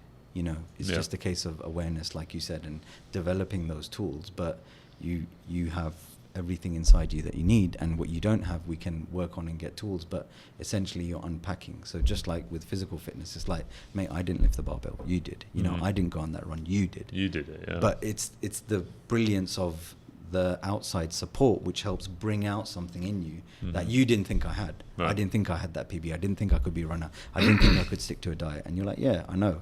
I was there at one time as well. And poetry's just been something I've always loved. And I kind of ramble in poetry, so a lot of my poetry came out in texts or emails, and people were like, where'd that come from? I go, I just made it up now. They're like, what? So one of the things I do are open mics, and we've actually got a collab with Beast House, so I should remember this. On the 23rd, that's this week, isn't it? That's this Saturday. We have a collab with Beast House, so Riyadh Writers and Beast House. And I'm going to be one of the featured poets. So I normally MC, but I'm also a poet. So I'm going to be doing my poetry as well. And one of the things I push myself and do is an improv poem with the audience. So they give you words, and you just do a poem on the spot. I saw a guy on America's Got Talent who did that. He did it, but in rapping. Yeah. Give me five just random people words. Do songs, people do rap, freestyle rap. So it's like a freestyle improv poem, basically. All right. Yeah. And all my poems would just come out in sort of conversation, or, you know, WhatsApp, emails, whatever. Or, and people were like, write it down. So I formed a blog, and then it was just a dumping ground for poems. And then the kind team at Riyadh Writers, for my birthday this year, they actually went and got all of my poems. And I haven't updated that blog since 2020, so there's a lot more poems. But seeing all my poems in a book, surreal, but it was really, and I don't remember my poems, so I'll be looking through them, going, flipping heck, who was that? And people have actually sent me my poems, and I'm like, wow, who wrote that? And they're like, you're having a laugh. And I was like, no, seriously, who wrote that? And they went, you did. You sent it to me Muppet. Whenever. Yeah, very much so. But I think it's a very beautiful art form. I think it's expressive. I think, what's his name? Ethan Hawke? Yes. Yeah, is it an actor or something? Yeah. He's got a brilliant piece of a clip where you can go and find it, and he says that, you know, we don't value the arts until something profound happens to us. Yeah. And then when someone's got that poetry or that film piece or you know, that song that hits you and captures what you're feeling, and you see that resonance, that's when you realize you need art. And like I said, in my own journey where I was like, it's all about science, I'm like, all right, doctors and science and all of that may keep you alive, but it's the arts and you know, spirituality and that inner mushy weird stuff that isn't exactly rational or linear, like love, for example, which I write a lot about. That's what gives you purpose. That's what gives you a reason to live. You know, this stuff might keep you going, and our lifespans are longer and better than they've ever been. But science is kind of born off art, isn't it, in a way? Science is art, and art is science. As exactly. Leonardo da Vinci said, you know, study the art of science and the science of art. So, the poems are a great way to express that. And for myself as well, it's even in therapy, it's something I've used with my therapist, and you know, when I'm coaching people, it's getting them to write. I've got a workshop on journaling and how to actually journal and use it as a therapeutic tool, and how to do that. So I did that in workshops and retreats as well, and it's amazing, like what people come out with, what I've come out with. Even like it shocks you that you're like, whoa, this was in there. And I think creative well-being is a huge thing, and I'm really glad it's taking off, because I think it's such a a powerful tool, a brilliant medium. It really lets you express and be seen. And this is something I'm really proud of with Riyadh Writers, where you see people come in and they're sharing something about grief or loss or confusion or whatever. Yeah. And it's such a powerful thing to witness, which again, I think is the antithesis of this social media glamour, instant finish thing, where, you know, that piece, that moment really sits with you. And it's really grounding in a way as well, to be there for other people and to be seen and for people to see you in a raw kind of vulnerable form. Yeah. And I think poetry and art really allows us to do that. So this is a draft form, and they use the cover of my favorite book as a kind of gift. Nice. So inspired from that. So where would we be able to get that from? Your website? I'm doing the editing now. So that's one of my goals, that this year I'm going to release poetry. I don't know if it should be this. It's quite thick. Maybe I should make it smaller and then get all my other poems. But yeah, this Saturday I'll be sharing some of the poems from here. Nice. I'll be doing an improv as well on demand. But it was such a great gift. Like, and again, it's one of those things where community and people outside of you to see a book of your poems. Yeah. And to think I could never, and then like I'm holding it, and to think if I just do a bit more spell check, I'm terrible when I type. But you know, this could be a real book, and it's a poem. And the other thing, I just posted the cover the other day, and I was shocked the amount of people who were like, where do I get a copy? Where do I get a copy? And some of these people I barely talk to, and I was like shocked that actually people were interested. Wanted it, but it's very me, it's very visceral, it's very raw, it's very provocative, and it's really nice to see it connect with people. No, well, all the best with it, and we'll have to get a copy when it comes out. You know, look, I mean, I'm all for anything, you know, physical. You know, the world is going digital. We're big into physical with what we do with RWC, and you know, writing and everything that you're doing in this part in the arts. You know, drawing, painting, all this. It's physical work, and we need to keep that. You know, as we move forwards. Very much so. Whether it's exercise, whether it's writing, whether all these art forms, you know, they're a must. Keep them going. And there is something deeply profound about it. You're using your whole brain when you're writing. You know, we talked about the conscious, subconscious. Writing's brilliant for that, and I talk about this in my work and workshops, where you're taking these feelings which are unknown and vague and blah, and even by writing, you're putting them into language, into words, into symbols, into a physicality. You have to use grammar. You have to use syntax. So you have to give it form. And the minute you start to do that, you then have something to, you know, or whether it's in a coaching class or therapy, where you've now given it form, and now you can start to play around with it and be curious and look at it and then try and understand it. And then that's what allows you to have the growth and the evolution of yourself, where, all right, I've got this thing now. What was that about? Like, why did I just get angry? And what was I actually feeling? And what did it remind me of? And what's actually going on? So it's a really great medium to do that kind of therapeutic process. And I love it. So, where can people find you? How can people follow you? Right, so that's all of that social media-y stuff we spoke about. What is it? It's at Shams Within. So SHAMS within one word. That's my Instagram. A lot of the stuff is there. Workshop dates and workshop dates are there. The stuff I do is there. They can also, it's got links on there for all the linky. Other people manage my social media. I mean, I have to do a lot of work for it, but then all this stuff is like, so you have a link there. They can book a consultation call. I do 20 minutes free chemistry calls to figure out if I'm the right person or fit, or not, or if we can help for individuals, for couples. I got workshops coming up. I got retreats coming up. This is a lot of stuff I'm remembering. I'm meant to be finalizing. That's right. I've got workshops coming up. I've got. I also do stuff with corporate. So if your company, organization is interested, I do a lot of bespoke stuff. So there's all these tools, but I, again, like you, I like to sit down and figure out, all right, what's your pain points, and what do I think, and what do I think would work, and let's talk to people and develop something a bit bespoke. So it's well-being training for corporations, for organizations. There's also going to be a, do I say this? A schools program coming out, hopefully, where I'm working with teachers, parents of students, and the students around well-being, and, you know, stuff for each group.